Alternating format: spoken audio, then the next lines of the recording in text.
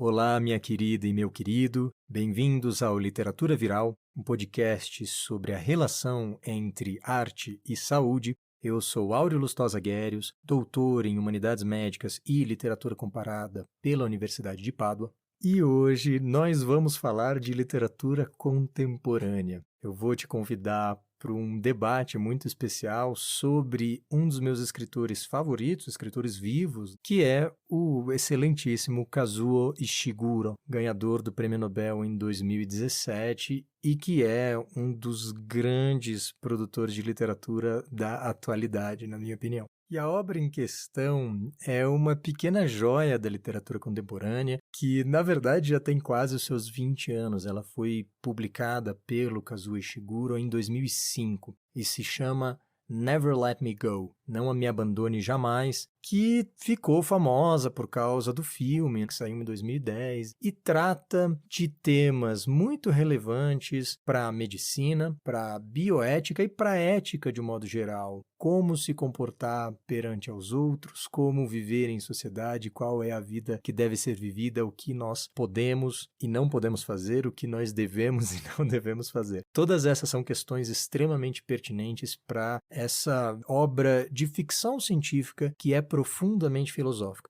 E então eu te convido para um episódio em que nós vamos discutir ficção científica, a relevância da literatura para a filosofia, transplante de órgãos, a memória, tipos de opressão, liberdades individuais e por aí vai. Um episódio muito interessante que trata de temas indispensáveis hoje e sempre.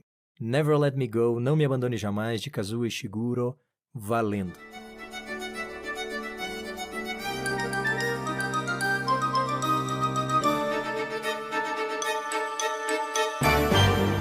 Pois bem, senhoras e senhores, eu vou ter que começar o episódio de hoje com uma confissão. Uma confissão, na verdade. Porque eu demorei um bocado para ir ler o Kazuo Ishiguro. Quando ele ganhou o Nobel em 2017, eu fiquei iracundo, muito brabo. E isso não porque eu acho que ele não mereça o prêmio, afinal não havia nem lido a obra dele ainda, então eu não tinha opinião nenhuma, mas na verdade a minha brabeza estava ligado com o fato de que o Ishiguro é apresentado publicamente muitas vezes como sendo, de certa forma, um prêmio Nobel ao Japão. O que é uma grande mentira, digamos a verdade. O Ishiguro nasceu em Nagasaki em 1954, mas foi para a Inglaterra aos 5 anos de idade e cresceu e sempre morou lá desde então, se tornou inclusive cidadão inglês nos anos 80, e escreve em inglês. E a literatura japonesa é muito interessante e muito rica e produziu autores extraordinários ao longo do século XX e XXI. 2 deles são prêmios Nobéis, começando pelo Yasunari Kawabata, que ganhou o Nobel em 68, e depois, em 1994, foi a vez do Kenzaburo Oe, ambos Nobéis muito merecidos, de autores muito interessantes, e mais cedo ou mais tarde o Kenzaburo Oe vai aparecer aqui no Literatura Viral sem dúvida. E eu gosto muito da obra de ambos, pelo menos daquilo com que eu tive contato, e acho que são prêmios merecidíssimos. E justamente porque o Japão tem uma tradição de grande criatividade, super refinada no século XX e no século XXI, eu fiquei irado quando esse Nobel supostamente dado ao Japão, na verdade é um Nobel dado à Inglaterra e que deve ser o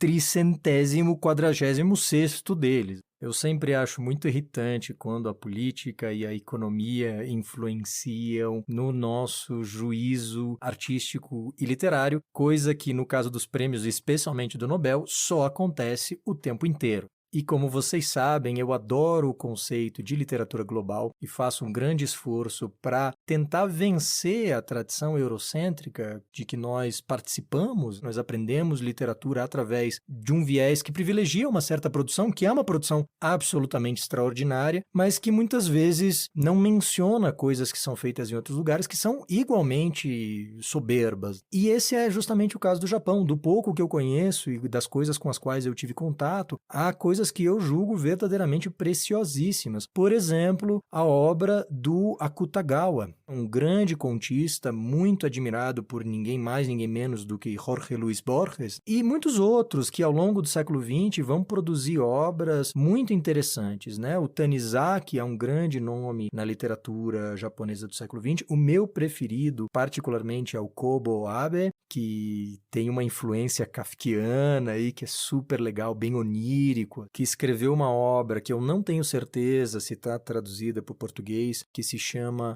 A Mulher nas Dunas, ou A Mulher da Areia, talvez, The Woman in the Dunes, que é uma obra que me deixou de boca aberta, com o queixo no chão. Há ainda vários outros autores de renome, né? O Osamu Dazai, o Natsume Soseki, isso para nem falar do Akira Kurosawa, que era um grande roteirista e que você já encontrou aqui no Literatura Viral, inclusive, e que tem o seu valor literário também para além do cinema. Há alguns meses atrás eu fui ler um autor de romances policiais que se chama Seisho Yokomizo, que me surpreendeu bastante, muito, muito interessante, e isso para nem falar das autoras e autores que estão vivos e produzindo no Japão. Claramente, o Harumi Murakami é uma primeira referência que vem em mente, mas também a Sayaka Murata, que tem sido muito elogiada e muito discutida, a Yoko Ogawa, que também produziu coisas de relevância e que a gente analisou no A Book a Month. Vocês sabem que eu dou aula nesse clube de leitura em língua inglesa, então nós lemos obras de grande qualidade literária no original, quando o original é em inglês, mas às vezes em tradução, muitas vezes quando a obra não está disponível, inclusive, então a gente se aproveita, se vai ler a tradução em português, por que não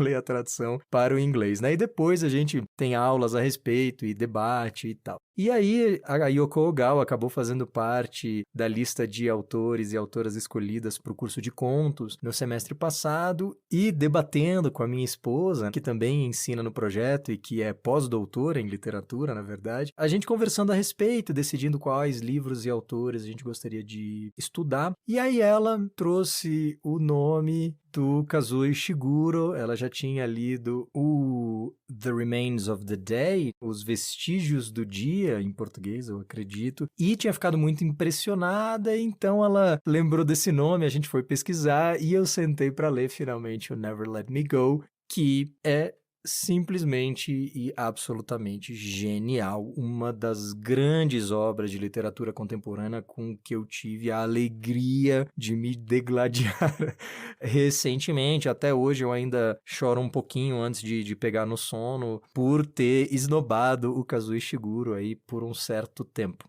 E então, Never Let Me Go, Não Me Abandone Jamais, foi um dos livros que a gente discutiu no curso Novels Advanced. E normalmente a gente discute um livro por mês. O nome da escola é, afinal, A Book a Month. Mas nesse caso, especificamente, a gente teve que abrir uma exceção e a gente ficou um mês e meio, na verdade, debruçado sobre essa obra, porque ela é boa assim.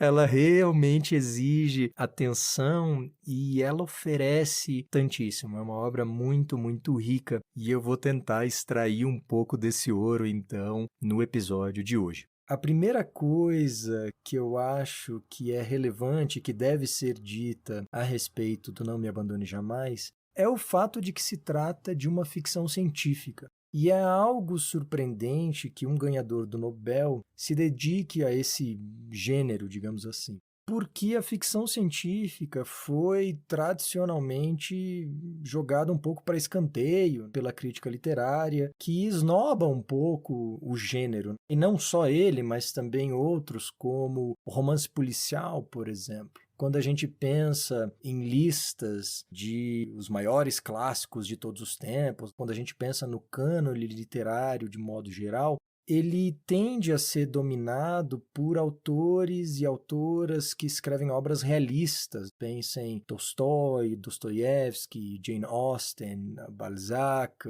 o próprio Machado de Assis, Guimarães Rosa, Raquel de Queiroz, Graciliano Ramos, etc. Normalmente, a crítica literária tende a privilegiar obras realistas, e mesmo quando há elementos mais fantasiosos, eles tendem a se encaixar nas categorias do onírico, do surreal. Pensem em autores como Kafka, ou o próprio Murakami, que eu mencionei agora há pouco, ou então na categoria do realismo mágico. E aqui se encontra uma das grandes contribuições da América Latina, com o Garcia Marques, o Cortázar, o Borges. E a gente pode levar isso na literatura contemporânea, até mesmo a obra do Salman Rushdie, por exemplo, um escritor indiano naturalizado inglês, extremamente premiado e tal. E relembrando tantos nomes, o que eu quero é mostrar essa preferência pelo realismo, especialmente ao longo do século XX. Não é tão fácil encontrar na história da literatura trabalhos que sejam considerados obras-primas em todos os sentidos e que pertençam à ficção científica. E eu não estou aqui manifestando uma opinião pessoal minha, eu estou descrevendo o que normalmente é o comportamento da crítica literária. Então a gente vai poder apontar para obras como Frankenstein, da Mary Shelley, mas a gente meio rápido acaba ficando sem obras à disposição, e isso também vale para o romance policial. Mas isso tem mudado, felizmente, em décadas recentes. Vários autores de alta literatura passaram a se dedicar, em algum momento da sua carreira, à ficção científica. A gente encontra exemplos na obra do Hermann Hesse, por exemplo, o seu último romance é uma obra de ficção científica. Ou então a Doris Lessing, que também ganhou o Nobel, assim como o Ishiguro, e que produziu muita coisa no gênero. A gente tem autores de grande relevância como a Ursula Le Guin, que é uma matriarca, ou então a própria Margaret Atwood, que está viva e produziu muita coisa legal. A Octavia Butler, também, nos Estados Unidos. Outro autor que também está vivo e produzindo é o Cixin Liu, autor chinês extremamente premiado, extremamente elogiado. Eu ainda não posso emitir um parecer de primeira mão, mas ele está nas minhas listas de leitura aí já há muito, muito tempo. Enfim, eu estou argumentando aqui que há um certo renascer desse gênero e uma nova aceitação da ficção científica como um campo em que boa literatura, grande arte pode ser produzida. E eu realmente acho que essa narrativa do Kazuo Ishiguro caminha nessa direção.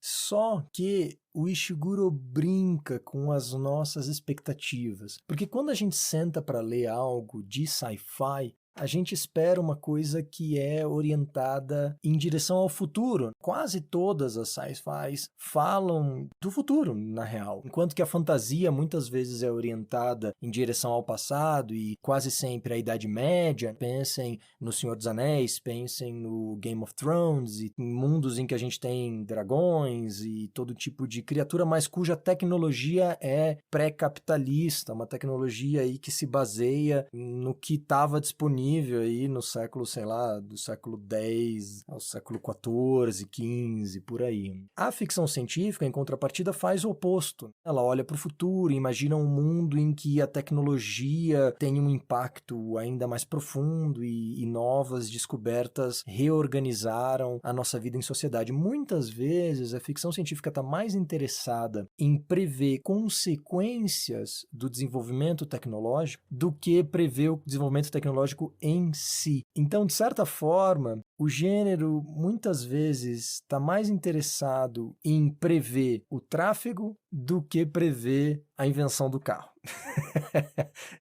O Ishiguro vai brincar com as nossas expectativas e fazer o contrário do que a gente está esperando, na verdade. Ao invés de ambientar a história no futuro, o romance vai se passar na Inglaterra dos anos 90. Lembremos que ele foi publicado em 2005, então, na verdade, ele faz referência à década anterior. Só que nesse mundo paralelo, a clonagem já é uma coisa comum e corriqueira. Há vários clones e clones humanos, então a genética é a grande ciência do momento e nesse mundo paralelo ela já se desenvolve ativamente desde os anos 60 e 70. Então isso é uma pequena manipulação da nossa realidade. A genética efetivamente se populariza ao longo da década de 90. Lembremos da Dolly e do clone, do Albieri, e Lucas e a galera toda.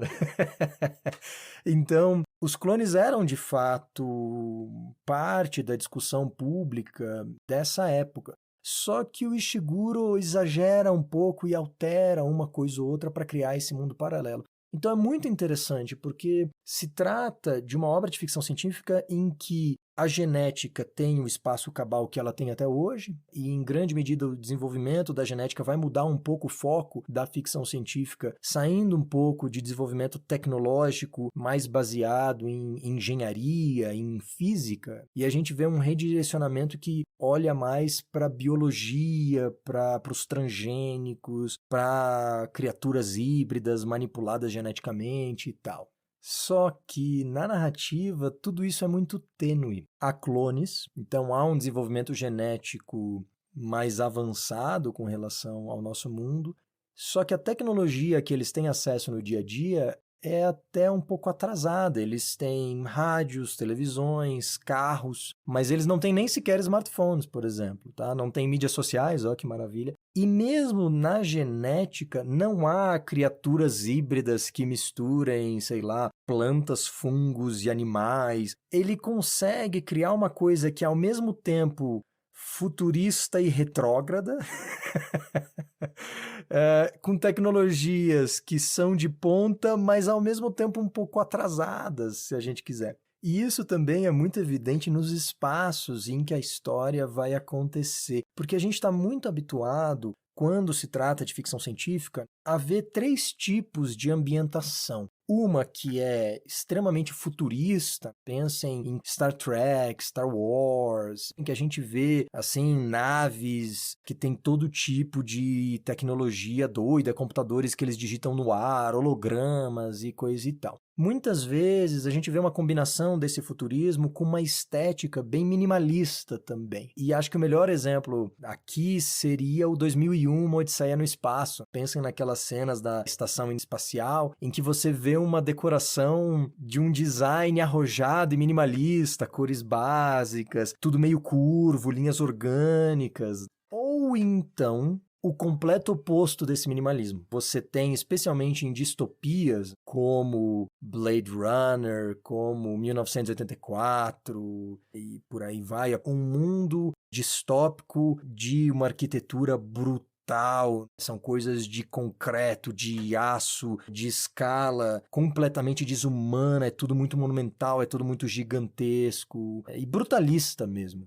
E é isso mais ou menos que a gente está acostumado a ver. Ou é algo muito futurista e minimalista, puxando para o orgânico, ou então uma coisa muito brutal e gigantesca, puxando mais para o distópico aí. O Kazuo Ishiguro não faz nem uma coisa nem outra. A história do Não Me Abandone Jamais se passa em 3 espaços, basicamente. No primeiro momento, em um internato, na verdade, é uma escola, mas você fica com a impressão de que talvez seja um orfanato, porque há várias crianças lá, essas crianças estão aí passando para a pré-adolescência, elas devem ter os seus 12 anos de idade, talvez, mais ou menos. E a história é contada por uma delas, a Kathy, que já é adulta no momento em que ela narra a história e ela está lembrando da história da sua vida. Então o livro ele é cheio de flashbacks e flash forwards. Muitas vezes ela te conta algo já adiantando desenvolvimentos futuros, né, dizendo: naquela época eu achava que tal coisa significava isso, mas depois eu cheguei à conclusão que isso significava aquela outra coisa.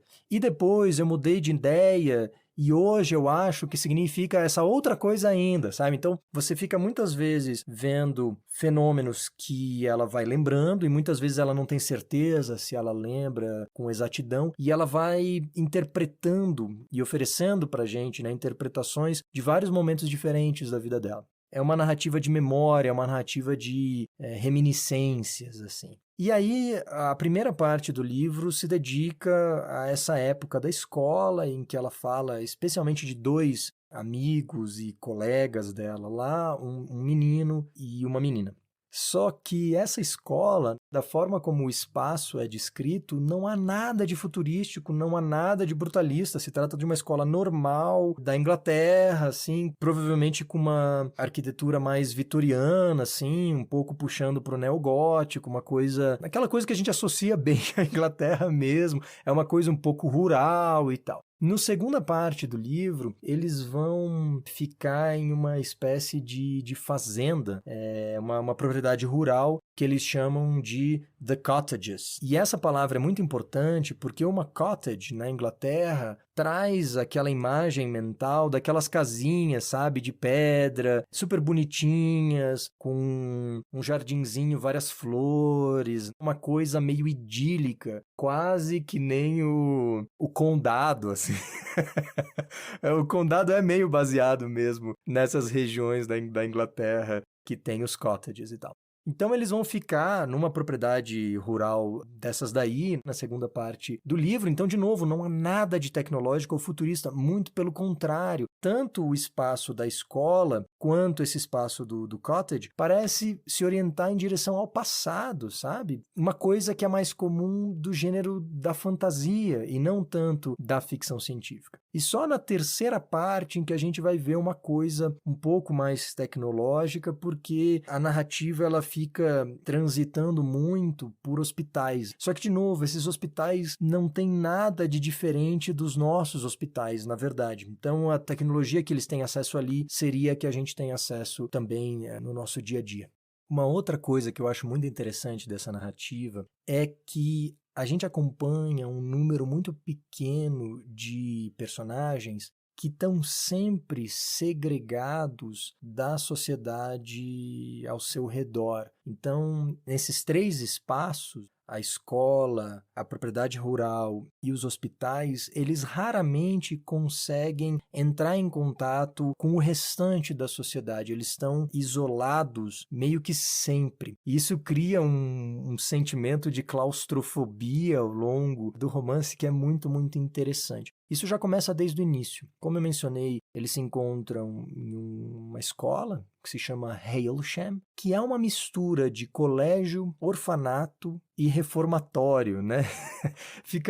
Você fica se perguntando o que exatamente é aquela instituição. Porque as crianças estão lá desde sempre. Elas nunca mencionam familiares de nenhuma natureza, elas não têm pais ou mães, ou irmãos ou irmãs, ou primos, tias, nada.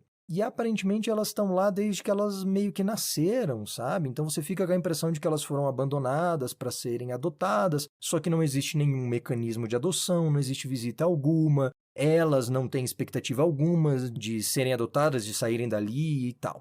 E como eu mencionei, né, a narrativa nos é contada do ponto de vista de uma das estudantes ali, que já adulta relembra sua infância e ela antecipa algumas coisas pra gente, mas não tantas também. Então sempre fica esse suspense do que tá acontecendo e eu sinto informar, mas um pouco desse suspense eu vou estragar, porque não tem como eu analisar a narrativa sem dar alguns spoilers aí, mas não é nada que você já não teria visto, sei lá, no trailer. Foi feito um filme recentemente, então se você viu o trailer desse filme, você já sabe tudo que eu tô dizendo aqui. Não se preocupe que você vai se deliciar com a leitura completamente, tá? Eu não vou estragar a sua leitura, mas uma outra surpresa eu vou ter que mencionar aqui, tá? Esse suspense, ele vai se desenvolvendo aos pouquinhos, porque você começa a perceber várias coisas um pouco peculiares, depois até meio estranhas que acontecem nessa escola. Há coisas muito legais, as crianças são incentivadas a praticar muitos esportes,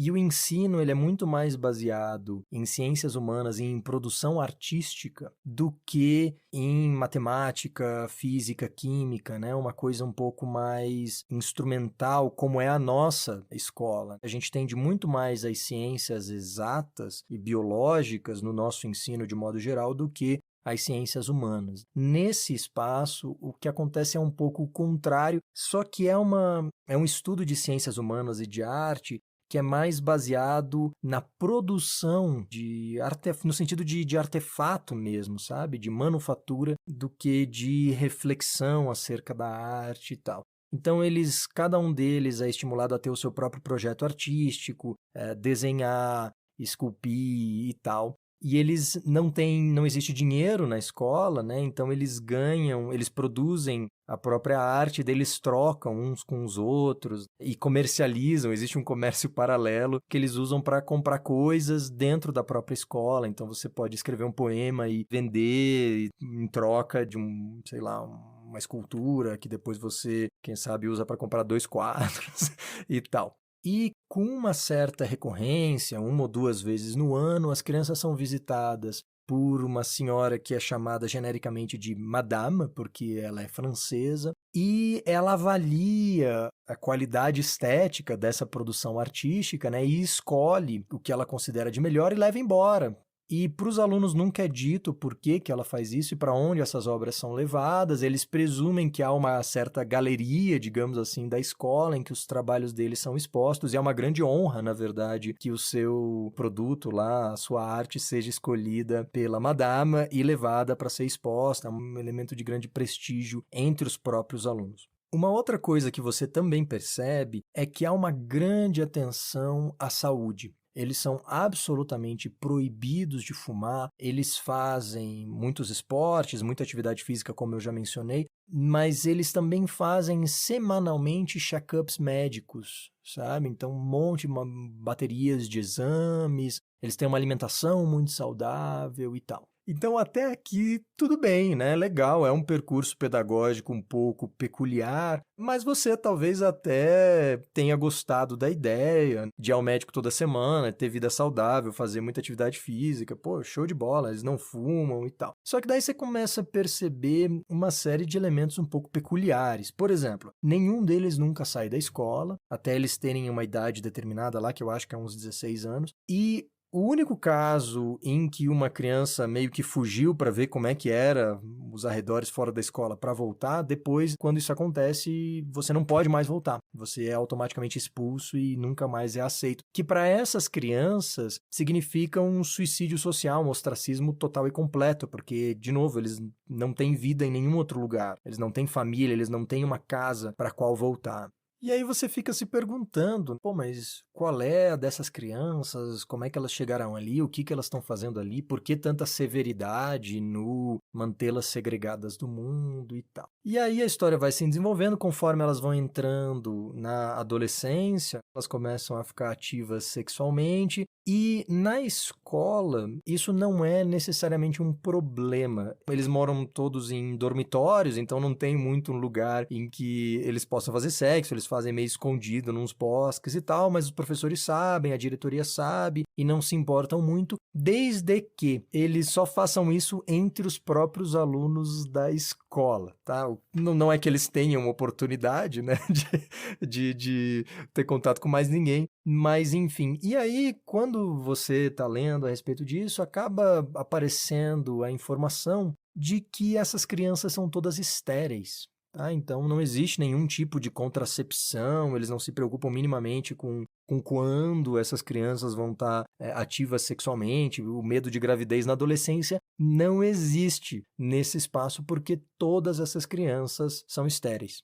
E aí você vai eventualmente descobrir, por causa de uma série de eventos aqui que eu não vou te contar para não estragar a sua surpresa, você acaba descobrindo que essas crianças são clones e que, na verdade, elas foram criadas para doação de órgãos. Elas, na verdade, fazem parte do sistema de saúde, de certa forma, e elas são matéria-prima para transplantes. Dessa forma, esse mundo paralelo conseguiu, inclusive, curar o câncer e coisas assim. Então, essas crianças foram feitas com esse objetivo, né? Foram clonadas para serem doadores de órgãos e elas aprendem isso. Toda a educação delas é feita para que elas cultivem essa vocação de, primeiro, cuidadores. Então, elas acompanham alguns doadores de órgão, porque isso acontece ao longo de vários anos.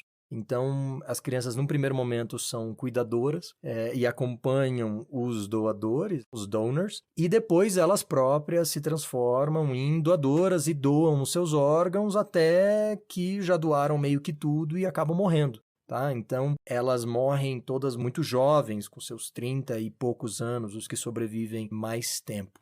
E isso faz com que a narrativa parece que a gente está falando de repente de uma mega distopia brutal e opressora no estilo 1984. Esse é o tipo de descoberta que você espera encontrar ou no final da narrativa, ou se ela vier tipo na metade, sei lá, a descoberta do Matrix, quando o Neo descobre que o mundo inteiro era uma farsa e que na verdade o mundo real é um mundo dominado pelas máquinas e terrível e tal. E aí você espera que eles passem a lutar contra contra esse sistema opressor pelo resto da narrativa. Mas, de novo, o Kazuo Ishiguro gosta de quebrar as nossas expectativas. Então você já descobre, na realidade, essa história dos clones meio que no início da narrativa, ali no primeiro 1/3 da narrativa, e depois você vai ver o foco sendo colocado sobre o desenvolvimento psicológico dessas 3 personagens principais, da Kathy, que conta a história, da Ruth, que é a melhor amiga dela, e do Tommy, que também é um melhor amigo dela, e existe um triângulo amoroso entre os 3. Então, na verdade, o livro está mais interessado em explorar a psicologia dessas personagens do que esse dilema ético grotesco de clones que são criados para doação de órgãos e tal. Quando a gente encontra essas discussões éticas, elas são feitas de forma um pouco indireta e verdadeiramente sagazes por parte do autor. Então, uma coisa que atrai muito essas crianças é a busca pelo que eles chamam de os possíveis, the possibles, em inglês. Eles basicamente tentam encontrar a pessoa de que eles foram clonadas, como se fosse uma busca pelo pai ou pela mãe, mas na verdade seria a busca pelo material genético original. E daí circulam várias teorias entre as crianças de como serão os possibles. Uma linha acha que os possíveis vão ter a mesma idade deles, porque no momento do nascimento, digamos assim, eles já seriam clonados, então eles teriam praticamente a mesma idade, o possível, que é a matéria-prima original, né, e o clone, ou então não, né, eles podem ter sido clonados de qualquer pessoa, e daí talvez o possible seja uma pessoa que já esteja talvez na idade adulta, ou na velhice até mesmo, ou até talvez já tenha morrido, vai saber. Então essas são as principais linhas de pensamento dos personagens do livro, né, e eles ficam ativamente buscando esses possíveis, porque ao tentar encontrar essa pessoa a partir de que eles foram clonados, eles tentam vislumbrar que tipo de vida eles teriam tido se eles não fossem clones destinados à doação de órgãos. Então é uma coisa muito estranha, muito triste, muito pesada, só que ela é apresentada com absoluta leveza, porque as crianças não questionam em momento algum, pelo menos não com rebeldia, com confronto, elas não tentam se libertar desse sistema que é ultra opressivo, só que é uma opressão meio que passiva, quase que carinhosa, ela é uma opressão mascarada de benevolência, assim, sabe? Então, é uma narrativa fascinante, justamente porque você leva muito tempo para entender quem tá de um lado e quem tá de outro, o que é o bem, o que é o mal, o que é bom, o que é ruim, e você não consegue criar fronteiras muito nítidas, para dizer bem a verdade. Há vários personagens que você não sabe muito bem como colocar, e eles talvez não sejam nem bons nem ruins, ou eles talvez sejam ambos. É muito curioso como dilemas éticos com frequência são. A ideia de um dilema é justamente essa, de que você não sabe para que lado correr, porque todos os lados têm uma faceta positiva e uma faceta negativa. Não seriam dilemas se isso não fosse o caso. E é justamente por isso que a narrativa é bastante incômoda também, porque os clones são vistos pelo resto da sociedade como coisas, como objetos, e há inclusive uma discussão teológica que existiu historicamente, porque aquela sociedade discute se os clones têm ou não têm alma. E a solução a que a maioria das pessoas chega é que eles não têm alma, mas o porquê, o que diferencia tanto assim o clone do seu original, não é claro, não é nem um pouco claro, não é nem um pouco evidente. Então, o Ishiguro mostra pra gente essa manipulação de uma perspectiva meio teológica como forma de autojustificação e tal. Então, é bem curioso e bem... Não sei qual é a palavra que eu posso usar. ele explora a objetificação do ser humano de uma forma muito diferente daquela que a gente está acostumado a ver, por exemplo, em filmes de Segunda Guerra Mundial, campos de concentração e etc. Então, há toda uma desumanização que é feita através da burocracia, da violência, que a gente está acostumado a ver nas distopias. Mas o Ishiguro encontra um outro caminho, um caminho muito peculiar e diferente, e que, no entanto, vai explorar uma tradição longínqua da história da medicina. Porque a gente tem que lembrar que a palavra órgão vem do grego organon, que significa justamente instrumento, ferramenta, utensílio.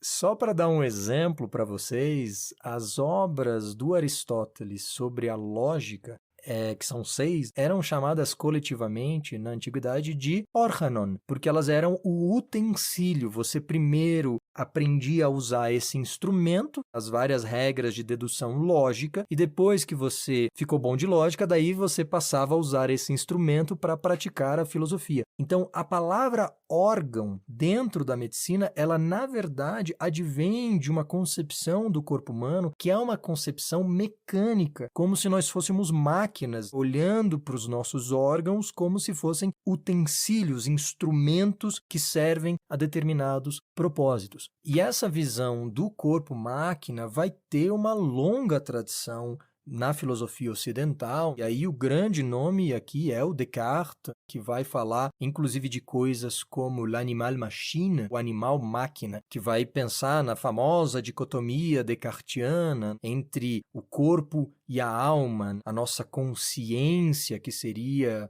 espiritual, imortal e que só cabe a seres humanos. Consciência, muitas vezes o termo usado em filosofia, alma, o termo usado em religião, mas que quase sempre denotam a mesma coisa, a mesma entidade. E o Descartes vai ver no outro extremo o material, o corpo, que é perecível, é mortal, ao contrário da imortalidade da alma.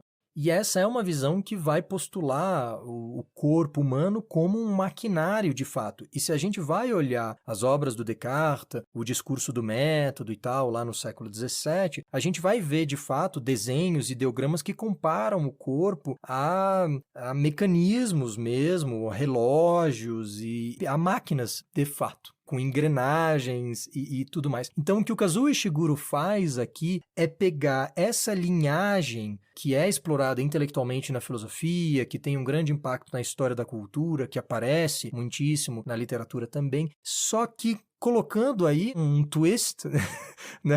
Usando isso de forma muito surpreendente para criar esses seres humanos que são indistinguíveis de outros todos os seres humanos, que sofrem, que sentem, que querem ser felizes, que têm uma vida normal como qualquer um de nós teria, mas que são vistos pela sociedade como instrumentos, como coisas que são usadas para alimentar o sistema de saúde e, o que é pior, eles aceitam isso. É uma coisa muito louca, é uma coisa muito louca e que expõe de forma visceral mesmo dilemas éticos de todo tipo de magnitude e grandeza. Transplante de órgãos é algo que só passou a ser possível muito recentemente, ao longo de quase toda a história da cirurgia. A cirurgia, na verdade, implicava em amputar. Só no final do século XIX que, finalmente, com o advento dos antissépticos, a descoberta da teoria dos germes, o Lister e tudo mais, e depois com o desenvolvimento de anestésicos, só a partir da combinação dessas duas coisas que o abdômen passou a ser um espaço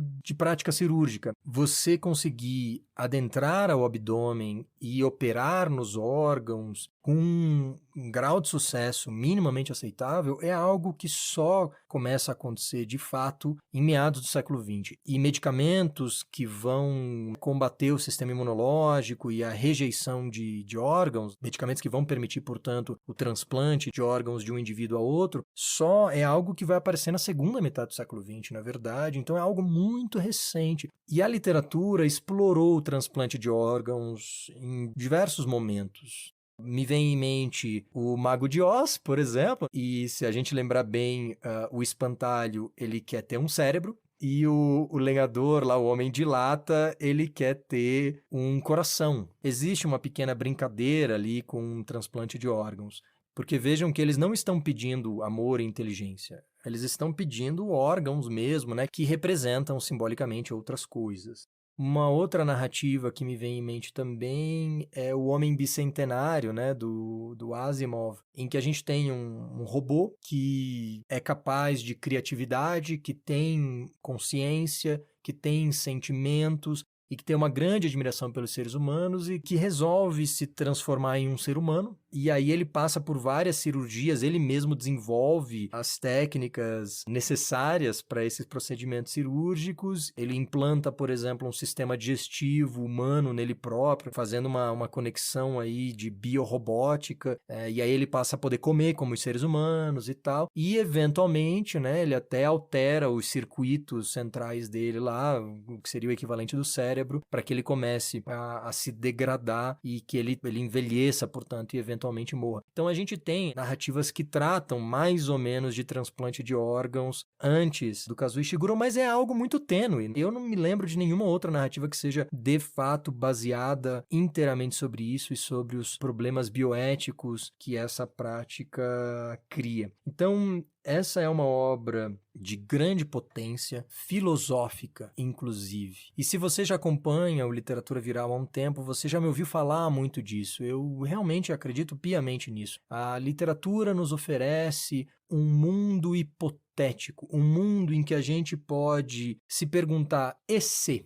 E se tal coisa fosse o caso? E aí a gente começa a imaginar as consequências. E isso é muito relevante para as nossas vidas, especialmente quando se trata de experiências que não podem ser repetidas. E, portanto, a literatura oferece para a gente uma série de reflexões que são possíveis, que são plausíveis, que ajudam a gente a refletir. Não necessariamente a gente vai chegar a uma conclusão final, mas a gente consegue vislumbrar diversos cenários, que não deixa de ser também um mecanismo que é usado em filosofia quando a gente faz experimentos mentais, né? Os filósofos o tempo inteiro criam pequenas historinhas que duram um parágrafo ou dois, em que eles dizem, poxa, e se tal coisa acontecesse? E aí eles tentam, com base nessa pequena historinha que eles contam, eles tentam chegar a alguma conclusão metafísica, ética, ontológica, sei lá, vai depender do que eles estão discutindo. Tá? A diferença da ficção científica e da literatura é que, ao invés de durar 2 ou 3 parágrafos, essa discussão cresce para englobar dezenas e dezenas, centenas de páginas, livros inteiros. E são deliciosas de ler e nos entretêm ao mesmo tempo que nos engrandecem. Enfim, eu tenho muito mais coisas a dizer, mas esse episódio já se estendeu o suficiente. No próximo episódio eu vou continuar falando de ficção científica e a gente vai discutir um conto maravilhoso da Ursula Le Guin, uma das minhas autoras favoritas no gênero. Como sempre, se você gosta do Literatura Viral, considere nos apoiar. Você pode fazer isso sem gastar nada, compartilhando o episódio, comentando o podcast por aí.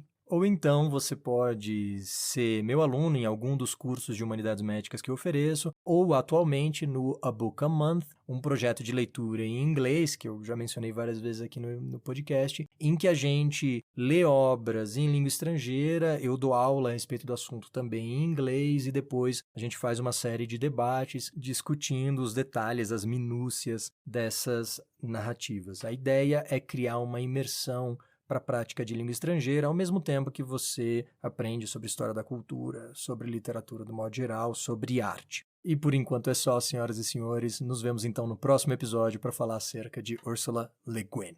Um abraço.